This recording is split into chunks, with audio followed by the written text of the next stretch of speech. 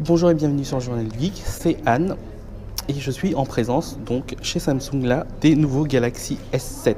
On a donc à droite le S7 et de l'autre côté le S7 Edge. Comme vous savez, il n'y a plus de S7 Edge normal et de S7 Edge Plus. On se retrouve maintenant avec un seul S7 Edge, donc un seul S7 avec un écran incurvé, tout simplement parce que le S7 vous propose un écran de 5,1 pouces, tandis que le S7 Edge vous propose un écran de 5,5 pouces.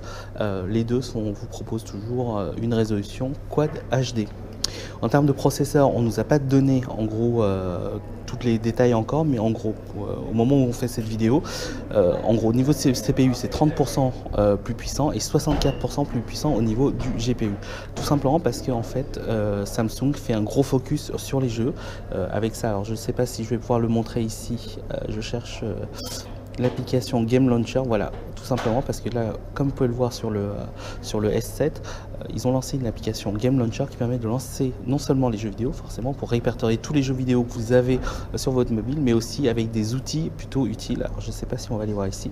Voilà, donc ce sont des outils qui permettront de faire pas mal de choses, donc entre autres de pouvoir gérer la puissance. Donc on va choisir entre puissance ou performance. Si vous voulez par exemple avoir plus d'autonomie, du coup on va descendre la résolution de l'écran par exemple, on va limiter le framerate à 30 fps, on va pouvoir faire plein de choses comme ça et garder en fait, faire en sorte de garder le smartphone froid. D'ailleurs en parlant de smartphone froid, il faut savoir que sur ces S7, on ne le voit pas sur ici, parce que c'est à l'intérieur, il y a des mini tubes au niveau du processeur, c'est du water cooling tout simplement, des tout petits water cooling qui permettent justement de refroidir au mieux le processeur et donc au mieux le smartphone.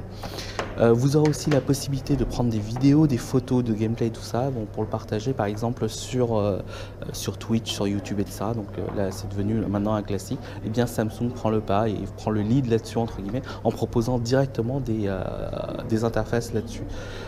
Deuxième nouveauté par rapport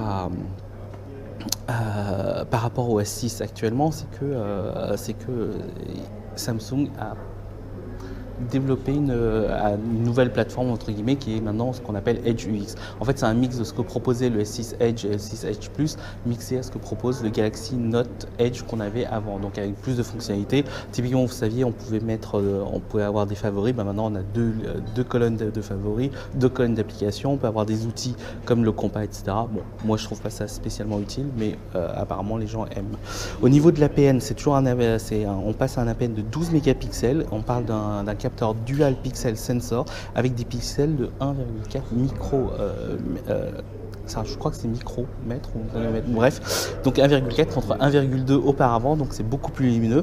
De même pour l'objectif, c'est un objectif plus grand angle encore et qui ouvre maintenant à 1.7 au lieu de 1.9, donc c'est vraiment plus efficace en termes de capture en faible luminosité et ça devrait plaire à pas mal de personnes, surtout ceux qui font de la photo de nuit. Alors on sait déjà que l'S6 pour nous c'était le smartphone de référence en termes de photophone, et bien ici avec ces nouveaux S7 ça risque de devenir une nouvelle référence.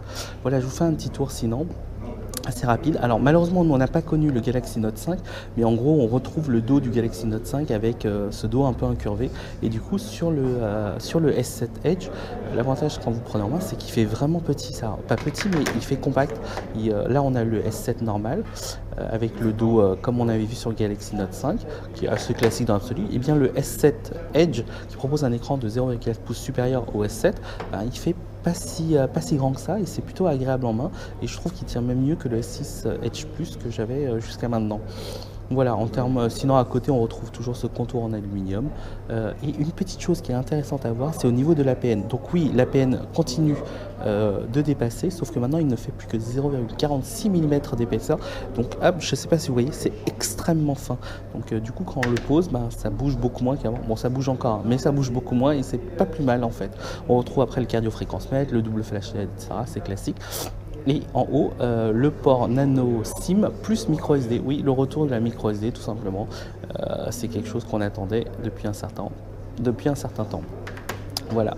Alors je vais juste remonter. Voilà. Hop. la luminosité pour que vous puissiez voir. Et le produit est mieux fini, et surtout au niveau du verre, il est plus doux que sur le F6. Donc bon, après, ça c'est quand même c'est un effet de style, mais voilà quoi. Je crois que j'ai à peu près fait le tour. Ah oui, au niveau de la batterie, pour finir au niveau de la batterie, donc c'est une batterie de 3000 mAh sur le S7 et 3600 mAh sur le S7 Edge. J'ai du mal avec le S7 Edge. On retrouve évidemment Samsung Pay et Samsung Knox, et tout ça devrait être disponible dès début mars. J'ai pas encore les prix pour la vidéo, mais vous le verrez lorsque cette vidéo sera publiée. Normalement dans l'article vous aurez le prix qui vont avec. Ah oui, dernière chose encore, il est IP68, donc oui, il est, vous pouvez l'immerger dans l'eau et tout ça, ça marche très très bien, il n'y a aucun souci. Et c'est vrai qu'on avait oublié depuis, mais Samsung est revenu non seulement avec le port mémoire, mais aussi la certification IP68. C'est juste dommage que la batterie soit pas amovible, mais bon, ça moi personnellement je m'en fous un peu.